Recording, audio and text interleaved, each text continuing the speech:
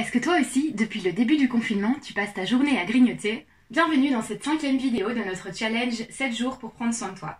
Tu peux d'ailleurs encore t'abonner au challenge en cliquant sur le lien dans la description. Hier, tu as découvert comment libérer ta créativité et laisser libre cours à ton imagination. Aujourd'hui, tu découvriras pourquoi cette période de confinement te donne faim et comment apaiser ton envie de manger à longueur de journée. À la clé, une recette ultra simple. En bonus, nous t'offrons le PDF de notre recette salade de printemps où je te partage toutes mes astuces pour toi qui n'as pas l'habitude de cuisiner. Tu peux le télécharger en cliquant sur le lien dans la description. Alors, pourquoi as-tu tellement envie de grignoter en ce moment? Nous sommes actuellement dans une période très anxiogène et le stress, ça donne faim et ça nous pousse surtout à manger des aliments sucrés. Des études ont montré que les aliments dits réconfortants améliorent le moral et atténuent les effets du stress. Pense par exemple aux aliments comme les biscuits, les chips, la glace, le chocolat, bref, tout ce qu'on y adore et tout ce qui est bien gras et bien sucré. Ces aliments améliorent le moral et diminuent le stress probablement parce que lorsque tu les manges, ton cerveau libère de la dopamine et des endorphines. La dopamine est l'une des hormones qui te motive à atteindre tes objectifs et te procure du plaisir.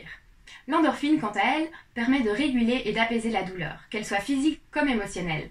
Elle a d'ailleurs un fonctionnement très similaire aux opiacés, comme par exemple l'héroïne et la morphine. Biologiquement, les situations de stress nous donnent faim. Dans une situation de stress de ta vie de tous les jours, les hormones de stress sont libérées. Lors de la première phase, les hormones te coupent la faim et permettent à ton corps de libérer de l'énergie pour que tu puisses agir et te sortir au plus vite de cette situation de stress. Pense que jusqu'il y a très récemment, une situation de stress voulait dire que tu te retrouvais face à un ours ou face à un ennemi.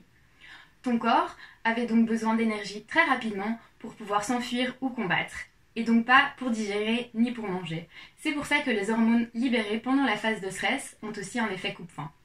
Pendant la seconde phase, lorsque tu récupères de la situation stressante, ta faim est à nouveau stimulée pour que tu puisses refaire le plein de l'énergie que tu as utilisée. Comme ton corps a besoin d'énergie rapidement, tu seras plutôt attiré par des aliments sucrés. En effet, le sucre permet de te donner un pic d'énergie très vite. Mais tu auras vite fait de l'avoir digéré et d'avoir faim à nouveau 1 heure après. Aujourd'hui, comme le stress que tu vis est rarement physique et que tu n'as pas besoin de prendre tes jambes à ton cou, tu n'as plus besoin d'autant d'énergie. Toute cette énergie que ton corps a libérée lors du stress n'est donc pas utilisée et elle est stockée dans tes graisses. La stimulation de ta faim post-stress n'est donc plus nécessaire, mais elle est pourtant bien là. Pour remédier à ça, je te partage une recette ultra simple pour faire le plein d'énergie et qui fait du bien au moral. Contrairement au sucre, cette salade calera ta faim pendant plusieurs heures. Cela te permettra d'apaiser tes fringales sans te ruer sur les chips ou le chocolat.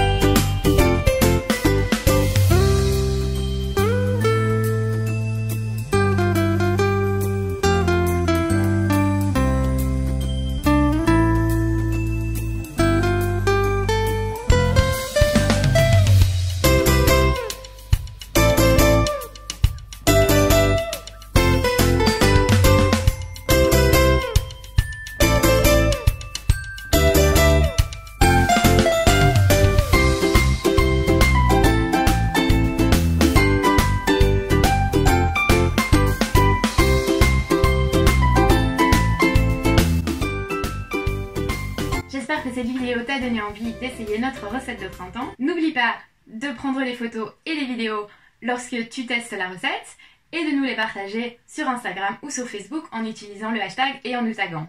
N'oublie pas de t'abonner à notre chaîne YouTube et d'activer les notifications si ce n'est pas déjà fait. Et on se retrouve demain pour une vidéo sur le sommeil. Tu découvriras comment bien dormir et te lever reposé malgré cette période confinée et stressante. Je te dis à demain et d'ici là, prends soin de toi et de tes proches.